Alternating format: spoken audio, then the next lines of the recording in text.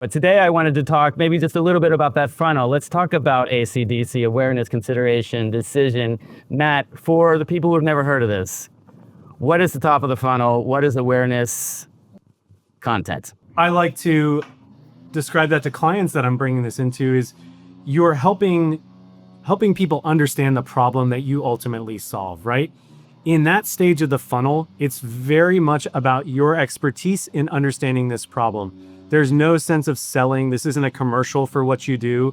It's helping demonstrate expertise, right? Really? And when we think about it that way, it can also become a lot more fun. It feels less like we're making commercials, please buy this stuff. And it allows us to talk about things that we really know deeply and understand that are helping the world. So that to me is like the most fun part of the funnel, right? Because it can be broad, it can speak to problems, and most of our clients that we put on camera are really expert in those problems that they solve, so they can speak about it very authentically. Right. I mean, there's nothing worse than like when I first got started, that was what I was worried. Oh man, I'm doing campaigns that are likely to show up on social media, and it is a splashy typeface, and it's yes, please buy this, click below. I'm the social media influencer.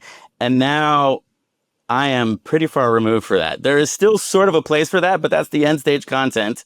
But the beginning stage content, we're just trying to create interesting stuff about the client or the services that they offer or the niche that we're working within. Me, for instance, I'm working with a lot of unions. I also work with some solar companies, and there are universal themes that now I'm looking to talk about just to get people engaged and interested, that they're already interested in this anyway. So if we show them a video on any level of platforms, and with the union stuff, it doesn't always end up on social, but we're getting that out on newsletters. YouTube channels are huge, and we're actually driving lots of traffic. That's where those numbers start to get exciting. We're putting money behind it, yes, but we're showing the clients that who used to think that organic stuff just happens, right? There are instances of viral videos. Yes, we know that still is the case, but there is proven numbers and data behind pushing a certain amount of money behind it. So we get a constant set of traffic.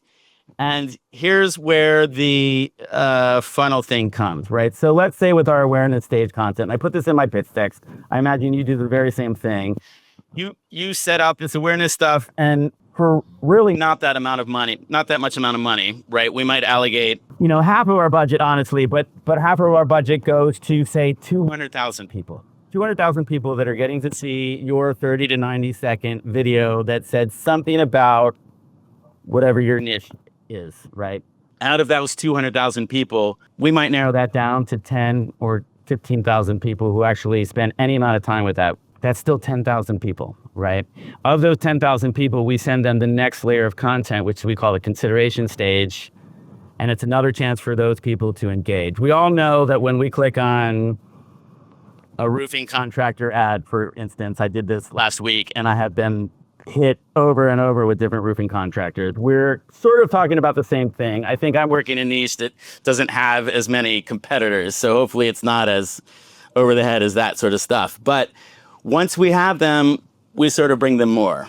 Once we bring them more and they engage with that, we can bring them even more. And after our potential clients or conversions have seen this a couple of times, they're much more likely to say, I think that's going to solve the problem that I had, right? Tell me about consideration stage. That's the second stage. After awareness, we've brought in a mass showing of something interesting. Now we've honed that down a little bit more. What is consideration stage from your standpoint, Matt? Well, the way I like to think about that is that there's a kindness to consideration stage content in my point of view, right? We've exposed a huge number of people to a problem, and we are able to develop metrics about which people are responding to that problem. So we know they've got a problem, and in consideration stage, we're introducing them to some solutions, right? So that's really what's happening there. We're educating people about, here's the problem, let's offer you what a solution could look like. Again, it's not a hard driving sales situation. It's simply introducing people to concepts that they otherwise weren't aware of, but we know that will be valuable to them.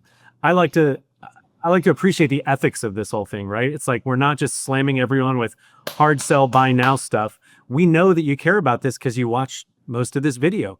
So here's an idea for you to take it to the next step. So that's loosely what the consideration stage is in this funnel we've been talking about. Right. I like to think of the awareness stage potentially lets people know that there are problems. And by their own account, they see that video and go, well, I fit that bill. I think I might have that problem. Right. And then the consideration stage, now that they're aware of this problem, they're hungry for the next layer. Is there a solution for my problem? And we're, as you said, not going to hit them over the head. I think there's nothing worse than doing that right out of the box. And I think that's where I wanted to say a lot of people who are doing this, the opposite of a funnel, think that the first thing we should do is hit them over the head. Hey, buy this. We're the answer to all your problems.